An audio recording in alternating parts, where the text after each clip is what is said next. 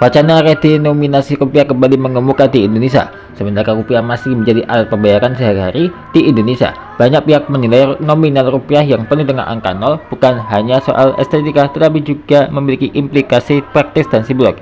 Kita akan membedah apa yang dimaksud redenominasi, mengapa wacana redenominasi rupiah digaungkan lagi, kondisi terkini, manfaat dan risiko, serta apa yang mungkin dilalui Indonesia. Dan berikut redenominasi rupiah, apa, mengapa, dan bagaimana langkahnya, dikutip dari artikel money.kompas.com.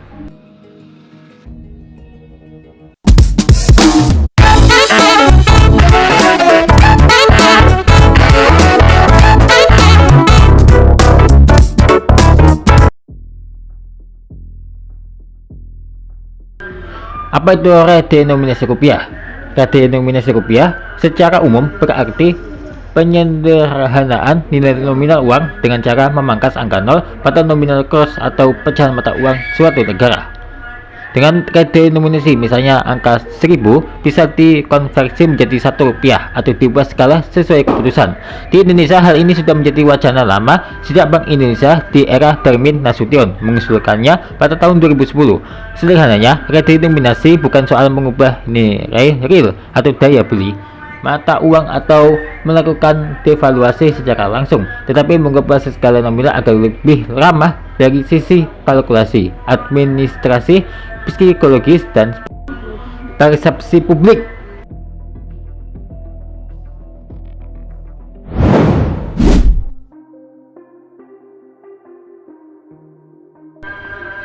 Mengapa wacana redenominasi ini kembali muncul sekarang?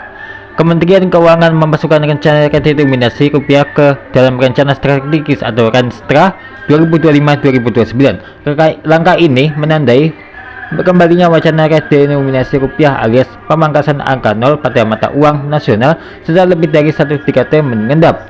Rencana tersebut tercantum pada Peraturan Menteri Keuangan PMK Nomor 7 Tahun 2025 tentang Renstra Kementerian Keuangan 2025-2029. Regulasi ini diterbitkan pada 10 Oktober 2025 lalu dan mulai berlaku sejak diundangkan. Dalam pelet itu disebutkan, redenominasi rupiah dibutuhkan untuk meningkatkan efisiensi perekonomian dan memperkuat daya saing nasional. Tertulis dalam dokumen tersebut, urgensi pembentukan efisiensi perekonomian dapat dicapai melalui peningkatan daya saing nasional. Beberapa faktor memunculkan kembali diskusi tentang redenominasi rupiah, yakni sebagai berikut.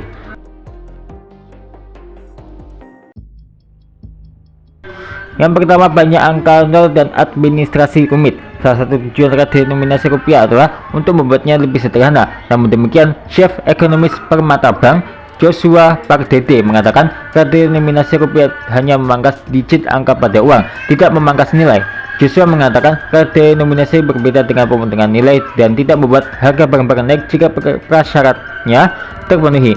Nah, sebagai contoh, redenominasi rupiah memangkas jumlah digit 0 pada uang 25.000 menjadi hanya Rp25 tanpa mengubah nilai uang tersebut.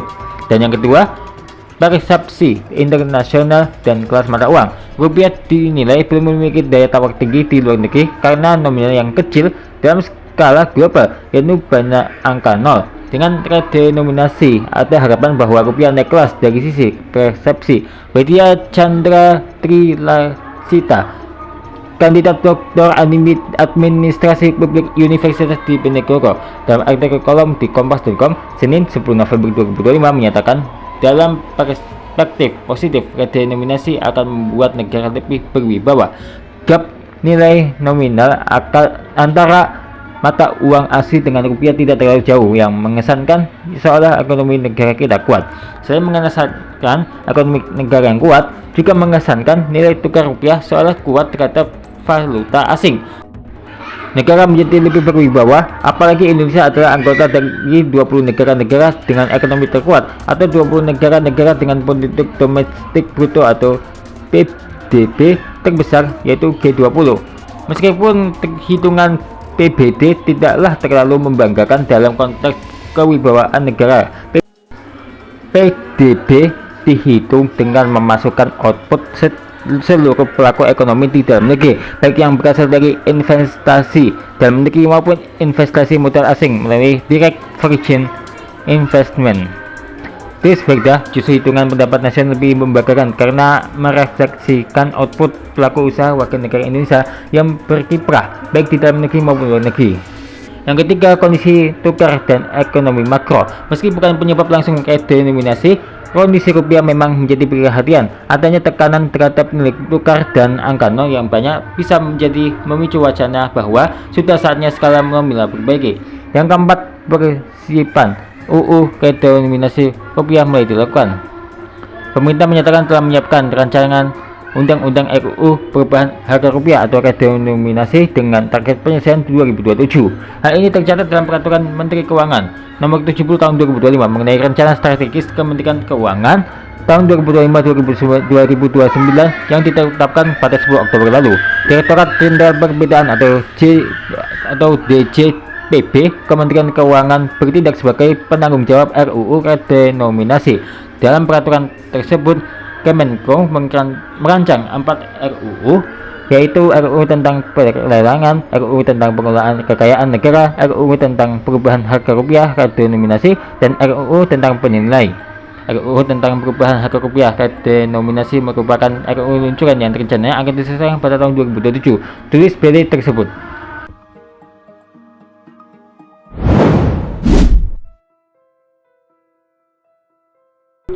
Berikut beberapa manfaat redenominasi rupiah. Yang pertama, menyederhanakan transaksi dan administrasi dengan nominal yang lebih kecil, misalnya Rp1. Untuk yang sebelumnya Rp1.000, angka tambah lebih sederhana, memudahkan pembacaan, menerapkan sistem IT, pembukuan, dan menghitung transaksi harian baik retail maupun grosir. Yang kedua, persepsi yang lebih baik terhadap mata uang nasional. Secara simbolik, redenominasi bisa meningkatkan citra rupiah, dan bagi investor atau pelaku bisnis internasional, mata uang dengan skala lebih tinggi, yakni angka nominal yang lebih besar atau jumlah nol yang lebih sedikit, bisa nampak lebih matang. Dan yang ketiga, mempermudah komunikasi publik dan literasi keuangan. Ketika angka nol yang banyak, publik bisa kebingungan atau merasa nominalnya terlalu besar. Redenominasi dapat membuat angka uang lebih manusiawi. Meski ada beberapa manfaat redenominasi rupiah, ada pula sejumlah risiko dan tantangan yang menghantui.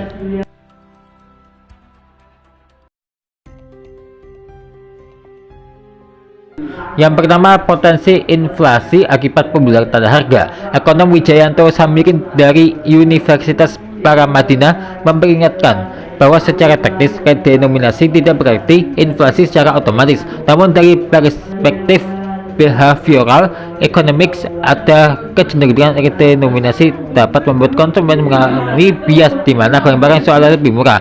Pada akhirnya mereka lebih banyak berbelanja dan akan berdampak pada inflasi walaupun minor. Sementara itu, Direktur Center of Economic and Law Studies atau CELIOS, Bima Yudhistira, mengatakan redenominasi rupiah harus dilakukan dengan sangat hati-hati. Hal itu disebabkan di berbagai negara telah banyak mencoba redenominasi namun berujung pada hiperinflasi. Bima mengungkapkan beberapa pertimbangan terkait redenominasi adalah pembulatan nilai barang yang dijual ke nominal tertinggi atau nominal yang paling atas. Sebagai contoh, dari Rp9.000 tidak akan menjadi Rp9, penjual akan cenderung menaikkan harganya menjadi Rp10. Selain itu, inflasi yang terlalu tinggi akibat redenominasi bisa melemahkan daya beli masyarakat, padahal konsumsi rumah tangga merupakan motor utama pertumbuhan. Apakah ada mencapai 8% pertumbuhan bisa pakai redenominasi? Seperti itu belum bisa, jelas Bima. Yang kedua, kebutuhan persiapan, literasi, dan sosialisasi yang sangat besar. Bima menyatakan persiapan redenominasi rupiah tidak bisa dilakukan dalam 2 atau 3 tahun, tetapi sekitar 8 hingga 10 tahun. Ini berarti tahun 2035 adalah waktu minimum penerapan redenominasi rupiah. Apabila sosialisasi tidak memadai, maka dapat muncul kebingungan administratif, kesalahan perhitungan harga, kerugian di kalangan UMKM dan konsumen. Menurut Bima, sosialisasi jadi kunci keberhasilan redenominasi rupiah. Bima mengatakan 90% lebih transaksi di Indonesia masih menggunakan uang tunai meski memanfaatkan kris dan transaksi digital meningkat. Ketiga, kondisi fundamental ekonomi harus cukup sehat. Melakukan redenominasi ketika ekonomi atau nilai tukar sedang rapuh bisa menimbulkan persepsi negatif, kontraksi kepercayaan, atau bahkan tekanan inflasi tambahan. Guru besar Departemen Ekonomi Universitas Andalas, Syafruddin Karimi, saat ini ekonomi Indonesia berada di tengah tekanan global, pelemahan nilai tukar, dan meningkatnya risiko fiskal. Permintaan kata Syafruddin seharusnya fokus memperkuat kebijakan ekonomi makro ketimbang menghabiskan energi politik dan fiskal untuk mengganti tampilan angka pada mata uang. Keempat, biaya operasional dan teknis pelaksanaan. Sistem pembayaran, sistem pembukuan keuangan baik pemerintah, swasta, ataupun UMKM, software, faktur, kontrak, mesin kasir, semuanya harus diperbaharui untuk mencerminkan skala baru. Risiko gangguan operasional bisa muncul jika transaksi tidak mulus.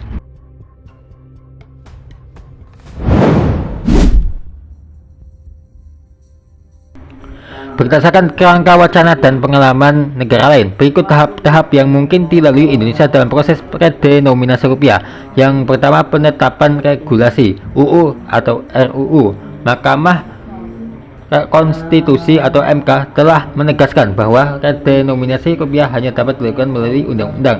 Pemerintah melalui Kementerian Keuangan atau Kemenko bersama BI sedang menyiapkan RUU yang menargetkan penyelesaian pada tahun 2027. Yang kedua, kajian teknis dan regulasi pendukung. RUU harus mencakup antara lain konversi pecahan mata uang, waktu pelaksanaan, sistem pembukuan dan akuntansi, penyesuaian uang fisik baru jika ada, sistem pembayaran digital dan tunai, dampak terhadap kontrak dan faktur, dan lain-lain.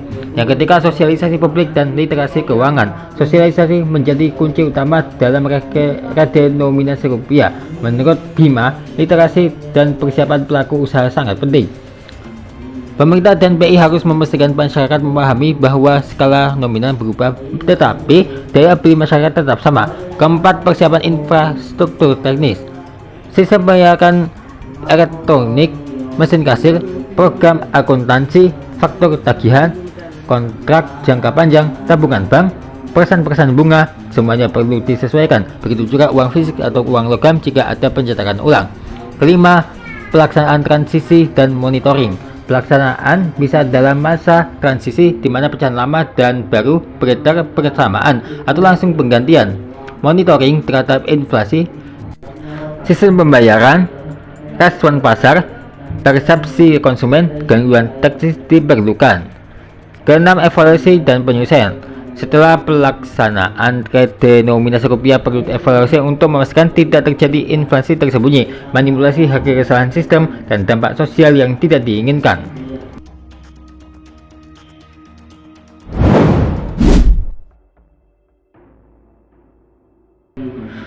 Bagi masyarakat umum dan pelaku usaha di Indonesia, sejumlah hal penting perlu diperhatikan terkait redenominasi rupiah. Yang pertama, daya beli tidak otomatis berubah. Walaupun nominal mata uang dikonversi misalnya saja dari Rp1.000 jadi Rp1, secara real daya beli tetap sama. Redenominasi bukan devaluasi. Wijayanto mengingatkan, secara teori moneter, redenominasi tidak memberikan dampak terhadap inflasi maupun nilai tukar terhadap rupiah, hanya dari sisi persepsi dan teknis angka. Dan yang kedua, waktu transisi angka penting. Memahami bagaimana pemerintah menerapkan waktunya agar semua sistem siap, termasuk kasir, faktur, dan sistem pembayaran. Pelaku usaha harus mempersiapkan pembukuan dan sistem harga. Ketiga, perubahan sistem pembayaran dan pembukuan. UMKM dan pelaku usaha harus memperhatikan bahwa faktur, sistem kasir, program komputer mungkin perlu diubah agar sesuai dengan skala baru. Misalnya, angka 0 berkurang sehingga software harus diupdate. Keempat, risiko pembelatan harga dan inflasi kecil. Sebagaimana telah disebutkan, ada potensi bahwa penjual akan memberatkan ke atas ketika konversi terjadi. Misalnya 9.000 menjadi Rp10, bukan Rp9. Konsumen harus tetap waspada terhadap perubahan harga yang tidak proporsional. Kelima, literasi keuangan penting. Masyarakat perlu memahami apa arti redenominasi agar tidak salah paham bahwa uang saya dikurangi nilainya. Pemerintah dan BI harus melakukan edukasi agar tidak muncul kematikan dan atau disinformasi. Yang keenam, waktu pelaksanaan mungkin lama. Bima mengatakan proses redenominasi rupiah bisa 8-10 tahun sampai implementasi penuh. Jika masyarakat tidak perlu mendadak panik tetapi bisa mempersiapkan diri dengan tenang.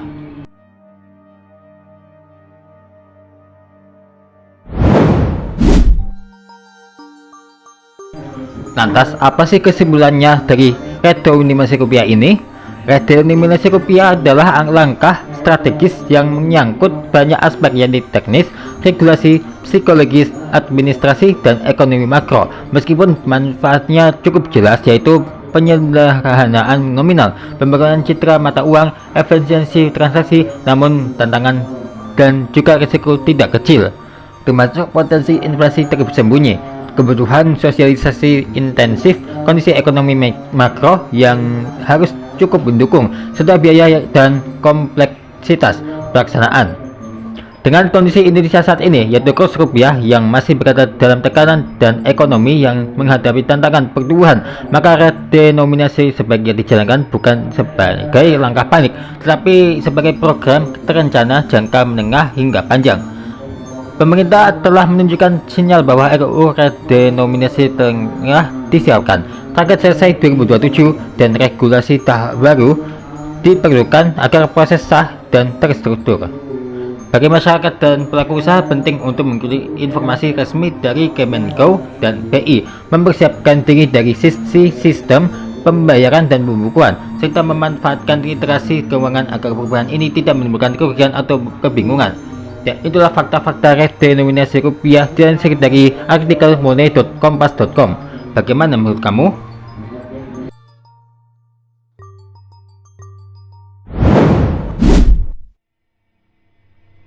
Ternyata ada loh negara-negara yang juga pernah melakukan redenominasi uang di negara-negara mereka sendiri. Lantas, negara apa saja yang melakukan redenominasi terbesar dalam sejarah dunia? Ditikus tentang 10 negara yang melakukan redenominasi terbesar dalam sejarah dunia.